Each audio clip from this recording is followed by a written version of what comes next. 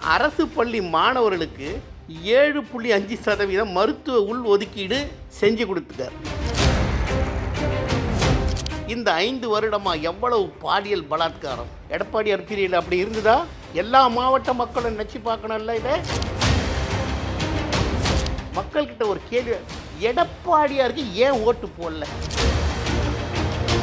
தனி மனுஷனா ஒரு விவசாயியா இருந்து படிப்படியா வளர்ந்து வந்து இந்த கட்சிக்காக போராட இந்த மக்களுக்காக பாடுபட்ட எடப்பாடி பழனிசாமியை இதுக்காக தோக்கடிச்சிங்க. எது சினிமா கவர்ச்சியை வச்சு வந்தவங்களா, குடும்ப ஆட்சியை வச்சு வந்தவரா எடப்பாடி பழனிசாமி? கொஞ்சம் நினைக்கக்கூடாதா? புரட்சி தலைவி அம்மாவின் ஆட்சி இந்த தமிழகத்தில் மீண்டும் எடப்பாடியார் தலைமையில் மலரும். மக்கள்கிட்ட ஒரு கேள்வி, எடப்பாடியாருக்கு ஏன் ஓட்டு போடல?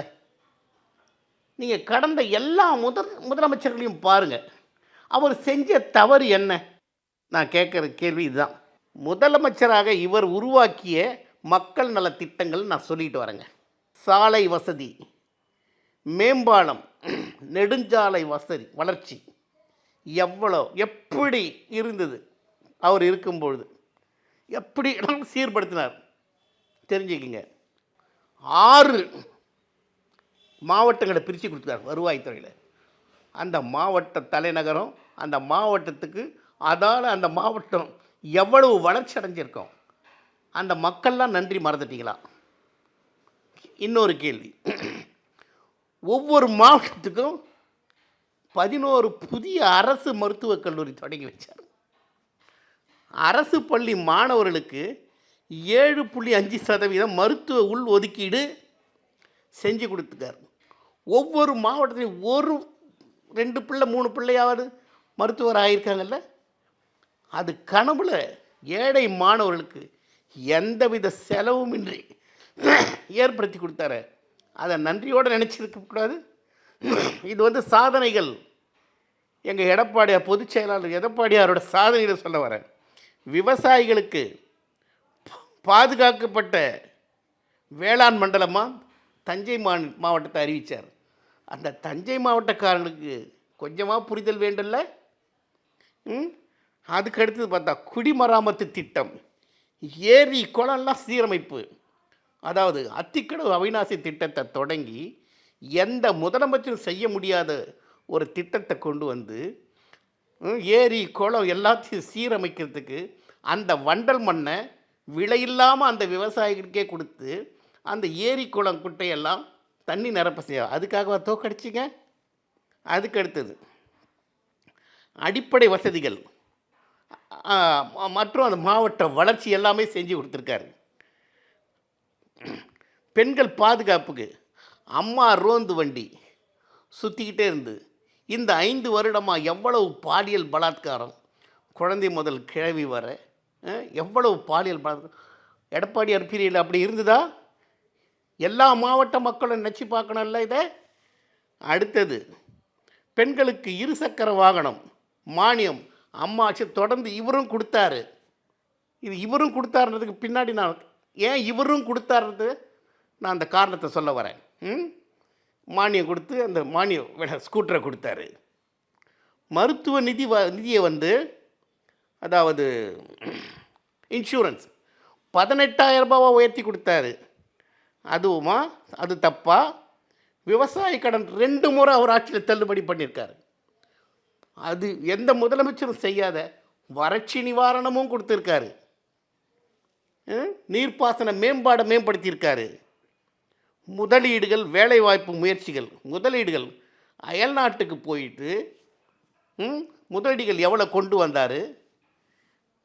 கால்நடை மருத்துவக் கல்லூரி தொடங்கிறதுக்கு ஏசியாவிலே பெரிய கால்நடை மருத்துவக் கல்லூரி. வெளிநாடுகளில் பசுமாடுக்கு இவ்வளோ பால் கறக்குதே, நாம் அந்த மாதிரி வெண்மை புரட்சி கொண்டு வரணும்னு செஞ்சார். அதுக்காக தோக்கடிச்சிங்களா? மக்கள்கிட்ட நான் இவ்வளவு வசதிகள் செஞ்சு கொடுத்த எடப்பாடியாரை ஏன் தோக்கடிச்சுங்கன்ற கேள்வி கேட்குறேன். ஏன்னு கேட்டிங்கன்னா, விவசாயிகள் கடனை 2 முறை தள்ளுபடி பண்ணியிருக்காரு. வறட்சி நிவாரணம் வேறு கொடுத்துருக்காரு. கீழடி அருங்காட்சியகம் தமிழர் பாரம்பரியத்தை வளர்ச்சி அடைய செஞ்சுருக்காரு. அது மட்டும் இல்லாமல் அரசு பள்ளி சீருடை மாற்றம் கொண்டு வந்திருக்காரு. அதாவது ஆங்கில பள்ளிகள் நடத்துகிறாங்க, அதுக்கு ஈக்குவலாக நம்முடைய பிள்ளைகளுக்கு சீருடையை மாற்றி கொடுத்துருக்காரு. பொங்கல் பண்டிகைக்கு 21 பொருட்கள் தொகுப்பு, பொங்கல் சிறப்பு சிறப்பு தொகுப்பு. அதோடு இல்லாமல் ஸ்டாலின் மாதிரி ஒழுகுன வெல்லம் கொடுத்துட்டு ஒரு அடி கரும்பு இல்லை, எல்லாமே முழுமையாக அனுபவிக்கிறதுக்கு பணமும் கொடுத்து 21 பொருட்களும் அள்ளி கொடுத்தவர் தான் எடப்பாடி பழனிசாமி. அதுக்காக தோக்கடிச்சிங்களா? இன்னும் உங்களுக்கு பட்டியல் வந்து சொல்லிக்கிட்டே போகலாம்.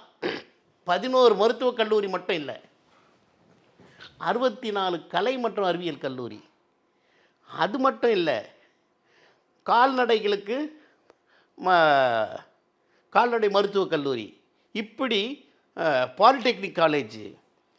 கொரோனா பீரியடில் ஊரையே கழுவுனாருங்க அந்த ஆள்.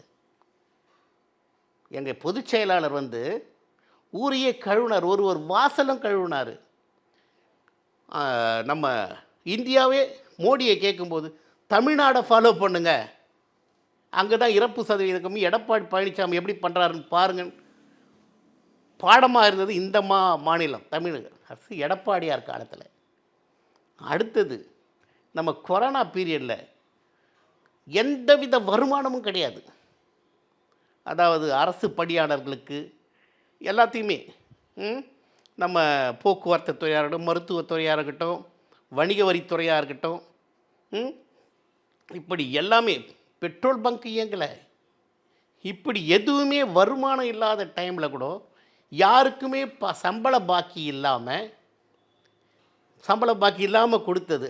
அதுக்காக அரசு துறை ஊழியர்கள் அவரை தோக்கடிச்சிங்களா? என்ன காரணம்? அவர் என்ன தவறு செஞ்சார்? சினிமா கவர்ச்சி இல்லையா? அதுக்காக தோக்கடிச்சிங்களா?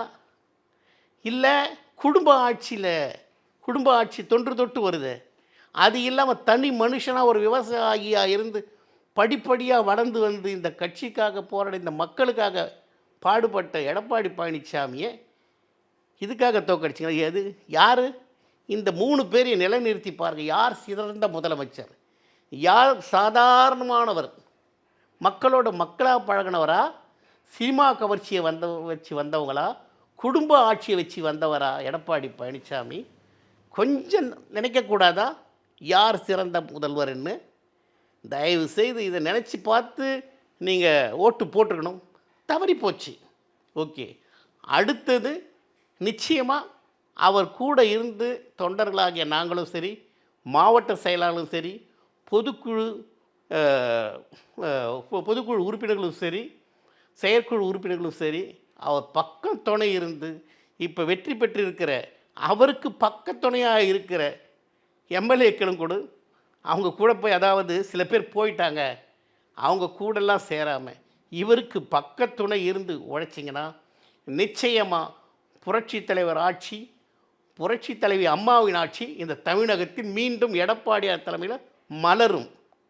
ஏன் கேட்டால் இவர் வந்து சாதாரணமானவர்ன்ற ஒன்றை மட்டும் நினைங்க.